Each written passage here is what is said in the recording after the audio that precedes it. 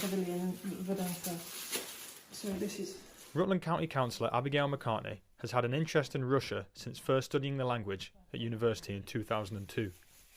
That's when she got the chance to meet the man responsible for the current conflict in Ukraine, Vladimir Putin. 20 years ago he was quite popular, and so he was riding a little bit more of a high than he is now, and I don't think anyone saw this coming 20 years ago. He's definitely darkened over the last 20 years. There was not a lot behind his eyes, so you sit there and talk to him, and there's just not much there. It's all quite cold and quite distant and quite reserved, as if,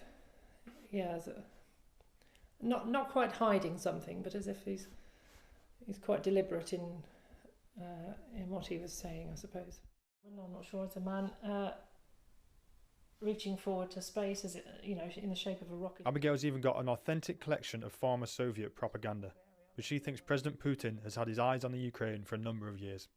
I think this is probably, Ukraine's got a bit more of a sting in its tail than he'd bargained for, so it might have just checked him a little bit and made him a little bit more cautious about where he goes next and what he does next, if he does something next.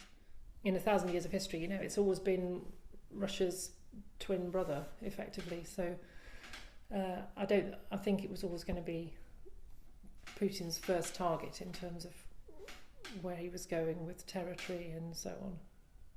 So, I've spoken to a few friends in Russia recently, and everyone said that they thought that Kazakhstan would have been his first target, which was surprising. So, I don't know, because this hasn't just started. This started 8 years ago with the Crimea. So.